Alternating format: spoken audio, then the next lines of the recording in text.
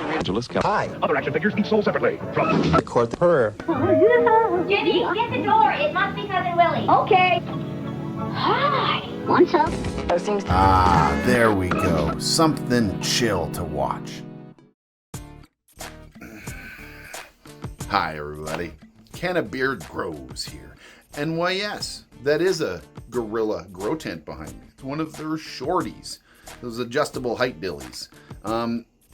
I am about to do a reset on my Growtent behind me. I'm done with my last season. It's time to start a whole new one. I got a good pheno hunt going, so make sure you subscribe to my Friday Night Grow. That's how you'll know what's going on. So yeah, give this video a like if you do like this kind of content, and subscribe because I do mostly live stuff. And with that out of the way, let's get on to resetting and upgrading this new tent series. And before we get too deep into this video here, or this tent, let's talk about today's sponsor.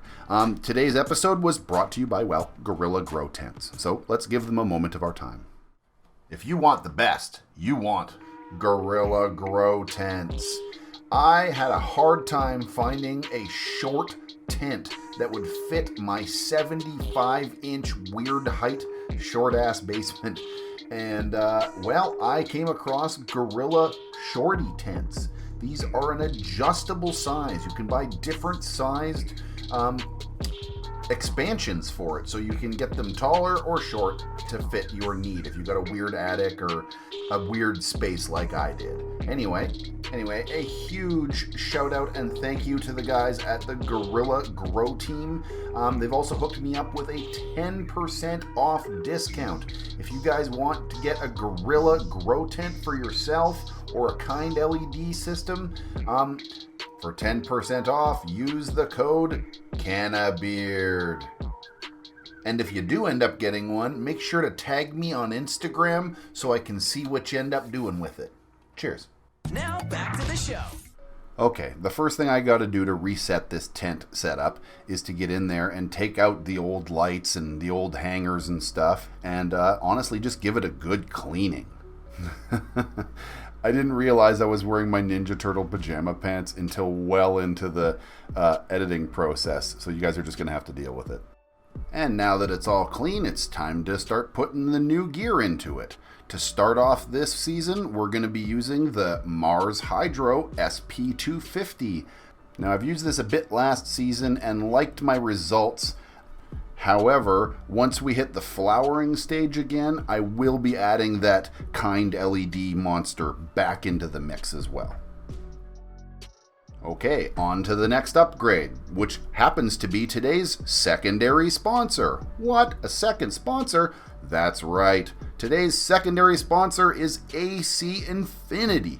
They were kind enough to hook me up with a secondary fan so that I can hook it up to my existing smart setup for full control as far as airflow in and out of my tent, and heads-up display outside the tent for relative humidity and temperature. It's pretty smart stuff.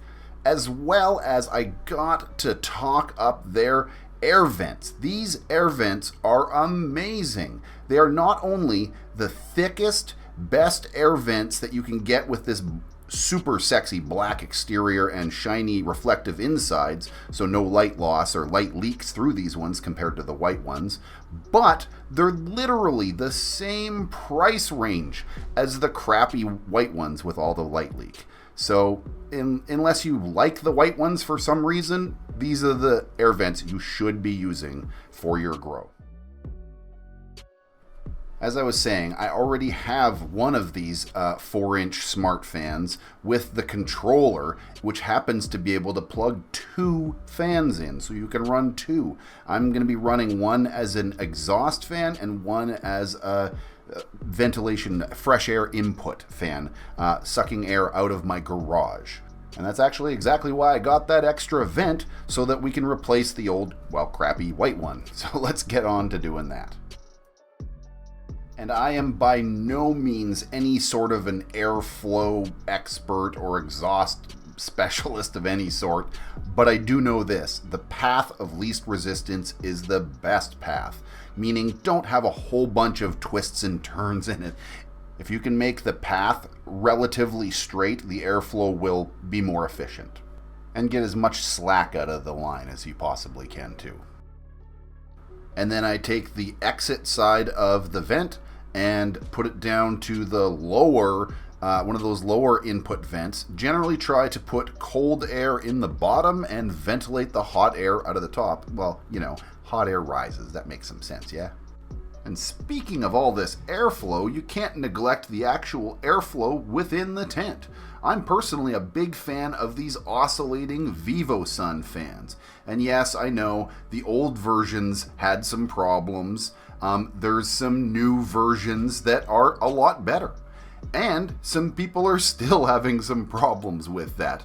I'm going to make a video soon addressing that with one of my admins has actually figured out the problem and is helping me make a video on how to fix that. So hopefully I'll be able to bring that out really soon.